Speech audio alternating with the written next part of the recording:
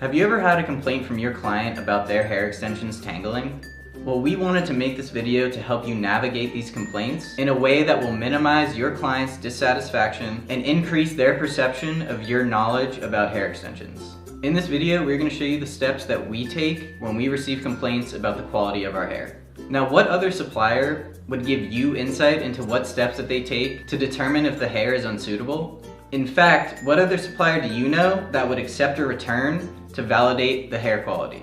Whenever a stylist returns hair to us, we always analyze the condition of the hair and determine why it was sent back to us. In this clip you're about to see, the co-owner of Hair and Compounds, Elizabeth, is going to test our hair to validate its quality and ensure that this bundle was fit to sell in the first place. A stylist whose client complained of dryness and frizziness sent this hair back to us for inspection. It is very important for us to give stylists the knowledge that they need to handle complaints from their clients about hair quality. This can prevent you from having to send the hair to us for analysis. Okay, so this is hair that was returned to us to be inspected. The client was not happy.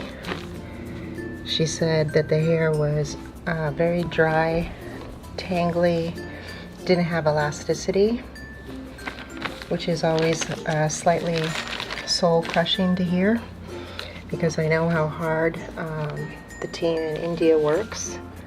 So what I want to do is find out what's going on and validate her claims. Just as a comparison, this is the same color, 12 natural, 22-inch wefts, and this is what it looks like when we ship it out. All we've done is shampoo and condition. There is nothing coating the hair, there's no special finish. We wash, condition, and we hang dry. And as indicative of Indian hair, it has a lot of natural wave, but it has shine, it's healthy, very easy to comb through. It's layered hair, so you do see the shorter lengths, which sometimes creates more body. But it's also very easy to style if done correctly, considering the Indian hair is naturally dark brown and it is bleached up to this level. So the first thing I want to do, as far as when we're looking at it,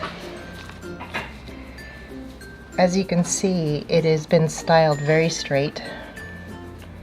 So I don't know if the client blow dried it straight or dried it and then flat ironed it. It's not that difficult, but when you comb it, it makes a sound. You can hear the comb going through the hair, which means the hair is really dry.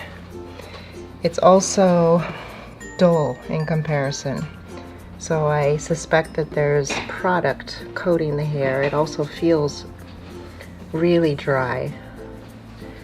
So the first thing I want to do is clean all the product off the hair so I can get down to the real hair itself to find out if there truly was an issue or if this is just a matter of product and styling. And so we're going to clarify the hair. Okay, so what I've done here is made a small bath, a shampoo bath, using a clarifying shampoo. No special brand, it's just one that we found at the supply store. And it's really good for just pulling out, as it says here, for removing dulling deposits, which is exactly what we saw in the hair. The hair is dull and feels very dry, so I want to remove everything. I'm going to soak the hair in this bath for at least half an hour because I want it to pull out everything.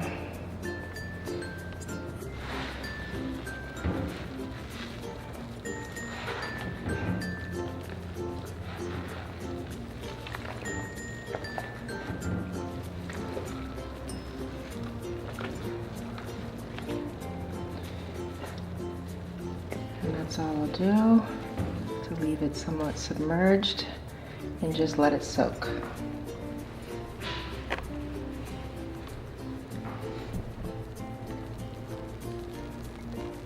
So now these wefts have soaked for a good half hour. And now this next step is just about cleaning as much stuff off the hair as possible. So first I have some clean water, a fresh bin, and I want to get the clarifying shampoo out of it.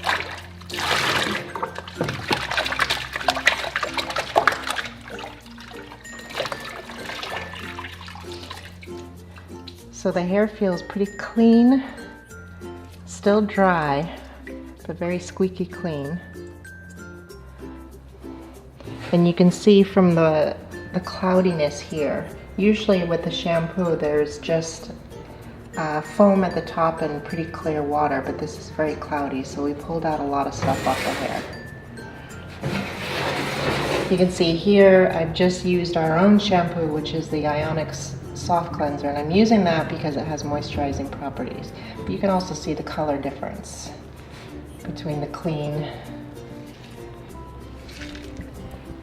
Here we go. A clean bath of shampoo. And I'm just doing this because I want to actually now clean off the clarifying shampoo and any last little bit of residue without drying out the hair.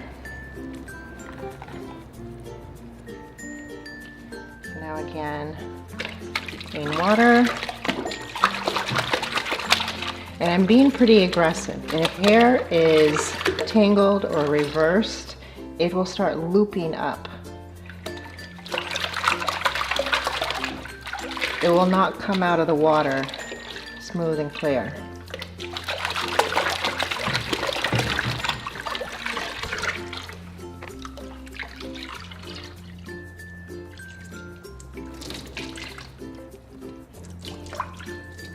So now the hair feels very, very clean. I'm just going to do a little bit more under the faucet. I don't want any soap left on the hair.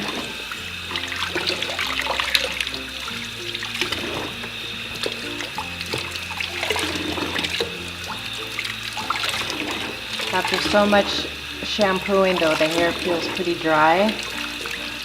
So I prepared a small batch of conditioner.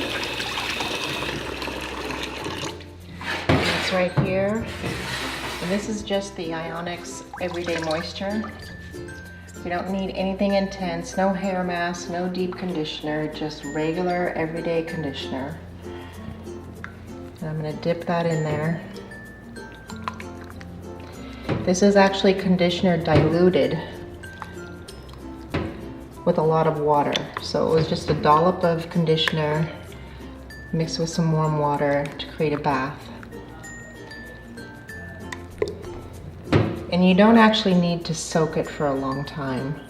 Conditioner performs during the rinse off stage, meaning the first few, like maybe minute, it's soaking into the hair, and then after that, there's no other active properties. That's it. Now you rinse it off, and what's left on the hair is the conditioning properties, and what's getting rinsed off is the excess that we don't want, otherwise the hair will have too much buildup.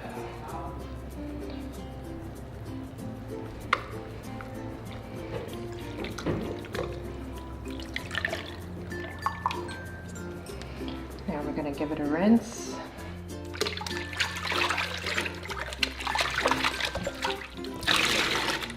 Obviously the hair feels so much better.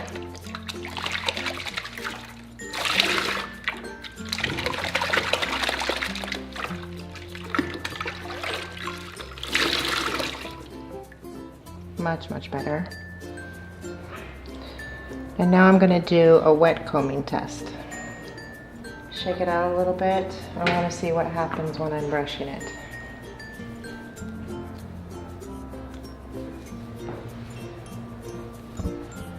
Usually, if hair is over-processed, when you are brushing it, it snaps up because the elasticity is gone.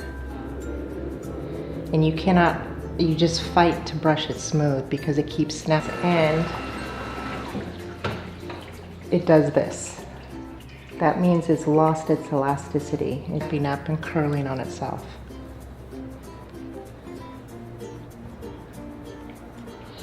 And this is staying nice and smooth. Very easy to brush. They also check the brush to see if there are broken strands, if it's breaking off. I'm getting no breakage. It's not curling up on itself. It's not knotting up on itself. I just did a couple of quick passes with the lowest heat setting on a flat iron to show that you don't have to blow dry it straight.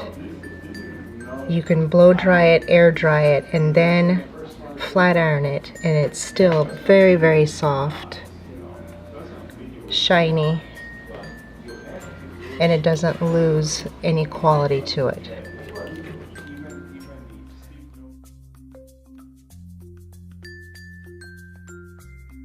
So from this video, there are two things you should understand. When you are working with high blondes, the hair is going to need a little bit of extra care and should not be treated as scalp hair would be treated. Be sure to instruct your clients on how to treat high blondes in particular. Also, if a client comes to you complaining of frizziness or dryness, before sending it back for testing, you can test it by shampooing it and deep conditioning it, then letting the hair air dry. You can also do a wet brush test and a dry brush test, just like Elizabeth did in her demonstration. Stay tuned for a comprehensive maintenance guide that we'll be sharing with all of our stylists in the near future. The purpose of this maintenance guide is to instruct your clients how to handle their extensions from the moment they leave your salon. And hopefully it will prevent the types of situations that cause this stylist to have to send us hair for analysis. If you have any questions about tangle testing, our high blondes, or hair extensions in general, leave them in the comments below, or you can email me directly at egarfinkel@haircompounds.com. Hope you guys enjoyed this video and maybe learned something from it, and we'll see you soon.